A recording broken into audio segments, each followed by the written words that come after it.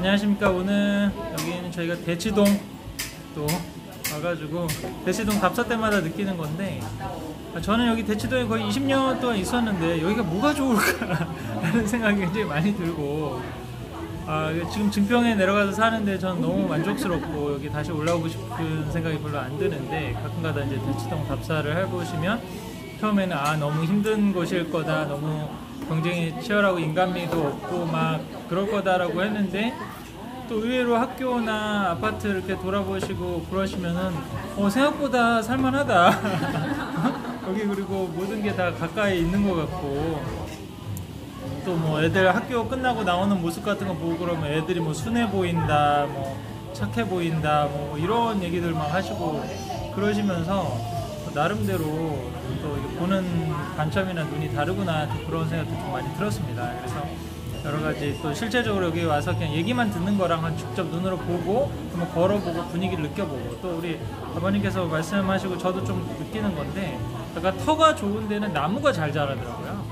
나무가 아람들이 나무가 이렇게 쑥쑥 올라가고, 그 전에 학군답사 다닐 때는 아람들이 나무에 까치가 우는 동네는 난 진짜다라고 아침에 갔을 때 뭐 그런 생각도 좀 들었었어요. 뭔가 여기 좀 이렇게 포근하고 여기서 살아도 좋겠다라는 느낌이 드는 지역이 있더라고요. 그 다른 이제 여러 가지 학군 제가 전국을 다 다녀봤잖아요. 그러면서도 여기는 참 좋다, 좀 쾌적하면서도 그런 느낌이 이제 들어서, 막상 좀 학군 이주나 아니면은 이사를 고민하실 때는 많이 권하는 게 답사를 한번 가보는 게 좋다는 거죠. 특히 나만뿐만 아니라 애들하고 가족들하고 같이 가서 각자가 그 사람하고 그 땅의 기운도 맞아야 되는 것 같아요. 학교의 기운이나 뭐 그런 것들은 좀 맞는 부분이 있을 수도 있으니까 뭐 그런 점들을 고려해 보시는 것도 이제 좋지 않을까 싶은데요. 현실적인 질문들 몇 가지 한번 답을 같이 찾아보도록 하겠습니다. 첫 번째로는 지금 가장 큰 이슈가, 누가 이런 명문학군, 대치동이나 목동이나 뭐 중계동이나 분당이나 명문학군, 특히 이제 대치동하고 목동은 가장 치열한 명문학군이잖아요. 그런데 와서 좀 도움을 받을 만한 학생이 누구인가? 엄밀히 말해서 최상위권 학생들은 대치동이 별로 좋지가 않아요. 차라리 그 최상위권 실력이라고 그러면 뭐 이렇게 지역 우수자 전형이나 아니면 그쪽에 TO를 받아가지고 본인이 가려고 그러는 상위권 대학에 가는 게 훨씬 더 사실은 넓은 문일 수가 있거든요. 수시가 70%가 정시가 30%인데, 그 정시는 또 재수 3수생들하고 경쟁을 해야 되는 건데, 어떻게든지 현역으로 수시로 가는 게 지금 좋으라고, 재수의 사회적 비용이 1년에 1조에서 30조 든다고 그러거든요. 재수 3수나 편입까지 먼저 다 해가지고. 그런 점수로 하니까 점수가 또 승복이 안 돼. 승복이 안 되니까 내가 다시 한번 해보겠다고 하는 뭐 이런 어떤 욕구들이 다 생기고 그러잖아요. 근데 지금 수시 체제로 바뀌고 난 다음에 그나마 재수 비용이나 사회적 비용이 많이 줄어든 거예요. 그럼 내신을 바꿀 수는 없잖아요. 그나마 그 내신이 있고, 그러니까 그 내신의 그 불리함을 극복하면서까지 재수생이 수시로 들어가기는 쉽지가 않거든요. 그런 어떤 측면들이 있어서 오히려 최상위권 학생들이면 굳이 대치동에 들어올 필요가 있을까? 그냥 좀 너무 학업 분위기가 너무 안 좋은 게 염려가 된다. 그러면은 제가 자주 권하는 게 200위권 대학. 그러니까 서울대 기준으로 해서 전국 100위권 대학이라고 그러면 서울대를 7, 8명 이상 보내는 데거든요. 근데 대치동에 있는 여기 일반고들은 다 100위권 대학들이 많아요. 뭐 휘문고나 중동고, 이런 자사고, 원래 자사고 말고도 숙명여고, 단대보고, 중대보고, 그다음에 뭐 진선여고, 은광여고, 다 이런 학교들이 서울대를 7, 8명씩 매년 보내는 학교들이거든요. 근데 이런 학교들의 단점은 내신이 너무 힘들다는 거예요. 고등학교 1학년 내신이 고3까지 그대로 가고, 그걸 바꾸기가 쉽지가 않아요. 내가 뭐 고등학교 3년 열심히 해서 뭔가 다른 변화를 만들고 이러기가 사실 쉽지가 않기 때문에, 근데 이제 너무 뭔가 학교 순위가 낮은 학교라든지 외곽에 있는 학교들은 이제 면학 분위기가 안 좋잖아요. 그럼 그 중간 정도의 대안이 될 수 있는 데가 200위권 학교라고 합니다. 200위권 학교가 서울대를 한 3, 4명 정도 보내는 그런 학교들인데, 의외로 그런 면에서 보면 잠실에 있는 몇몇 일반고들이 200위권 학교들에 들어가는 학교들이 많아요. 그러면 최소한 뭐 지금 잠실권에 있는 학교들은 서울대를 2, 3명 정도 보내고, 그 다음에 대치동 딜리버리권이 된다 그러면 굳이 잠실에서 이 엄청난 내신 경쟁의 부담을 안고 대치동법까지 들어올 필요가 없거든요.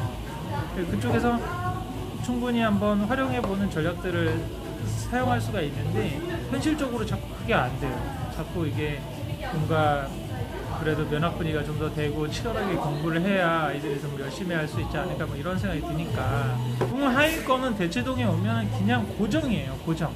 자기 그냥 중하위권 성적 고정이고 올라가는 일은 없어요.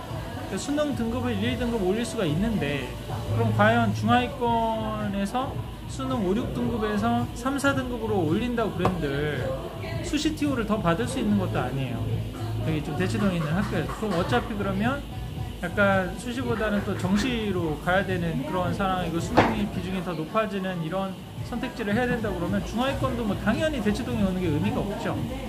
그러면 가장 대치동에 와서 조금 유의미한 결과를 만들 수 있다는 거는 원래는 약간 변두리 지역의 분위기에 많이 휩싸이는 중상위권이었는데 그나마 여기 와서 자기 실력을 유지하거나 조금 더 올리는 수준으로 할 수 있다.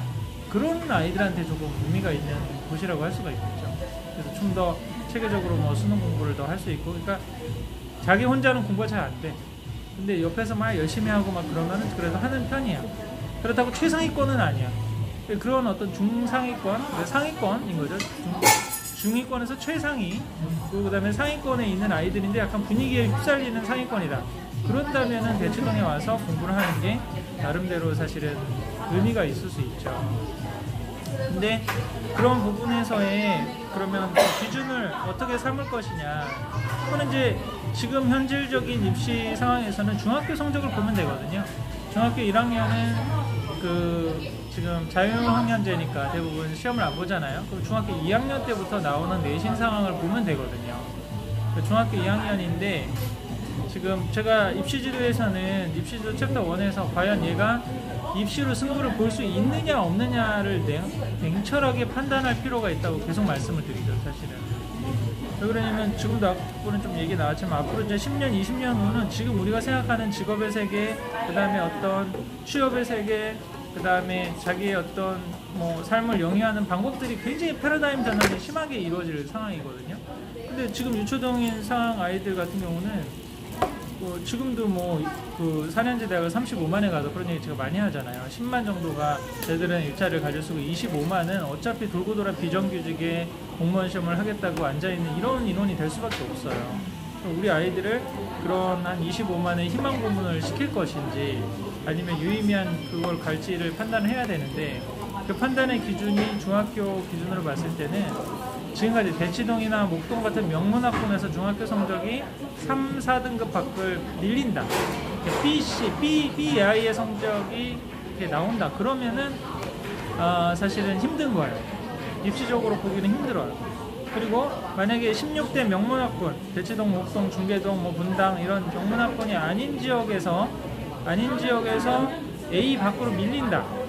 이러면은 사실 입시 쪽으로 승부를 보는 데는 현실적으로 상당히 어려웁니다. 극적인 반전을 이뤄서 뭐 올라가고 뭐 그러지 않는다 그러면 두 번째도 수학 성적이거든요. 수학이 이제 초등학교나 중학교 수준에서 지금 뭐 우리 다 공부를 해보셔서 아시겠지만 고등학교 수학은 노력으로 안 되는 부분도 있어요. 그 수학적 머리가 없으면 노력으로 안 되는 부분인데 중학교 수학까지는 중학교 수학인데 노력했는데도 안 된다 그러면 이건 수학적 머리가 지금 좀 약간 공부 그릇이 크지 않은 거거든요. 그럼 냉정하게 그 입시 현실을 인정해야 돼요. 그러면 그거 이외에 다른 길을 빨리 찾아 나가야지 그걸 붙잡고 또 그 부족한 수학을 더 해보겠다 이렇게 하는 방법으로 해서 사실 올리기는 쉽지 않은 현실이거든요. 그래서 그런 판단을 해서 중학교 2학년 때 정도 공부하는 그런 거를 보면 대부분 이게 판단이 서요. 근데 그거를 받아들이느냐 못 받아들이느냐에 사실 이제 문제거든요. 그래서 뭔가 지금 말씀드린 기준 비명문학군에서 한 A 정도는 나오는데 상당히 뭐 간혹가다 B가 정도 나오고 뭐 그런 정도 수준인데 얘가 좀 공부 분위기가 많이 휩쓸리고 자기 혼자가 잘 안 된다, 자기 컨트롤이 안 된다. 그러면 얘는 좀 더 그리고 또 아이가 조금 굉장히 경쟁적인 스타일이고 지기를 싫어하는 근성이 있어. 그리고 우리 디스크 성향으로 보면 D 성향이 굉장히 강하다.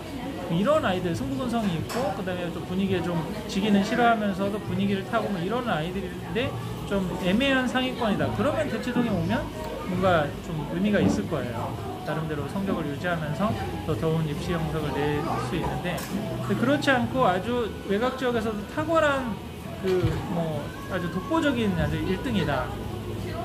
뭐 이런 아이들이면 굳이 대치동에 들어오는 거 이거 리스크가 저는 너무 크다고 보거든요, 사실은.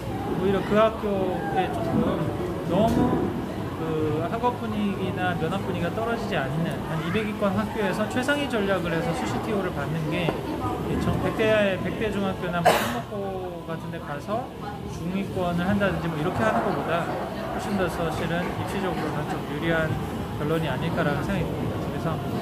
그래서 이건 굉장히 중요한 질문이고 많이 받는 질문이거든요. 누가 어떤 애가 이 대치동이나 목동같이 좀 아주 경쟁이 치열한 학군에 들어와서 도움을 받을 애들이 누구인가, 그 부분에 대해서는 조금 냉철하게 생각해보고 우리 아이가 그거에 해당되는지 안 되는지는 좀 아이와 좀 많은 이야기를 좀 나눠보시면서 이러이러한 장단점이 있고 그런데 네가 어떤 선택을 해볼 수 있는지, 엄마 아빠는 이런 가능성을 보여주는데 네가 한번 선택해 볼 수도 있다, 이렇게 조금 얘기를 해주는 게 좋지 않을까 그런 생각이 듭니다.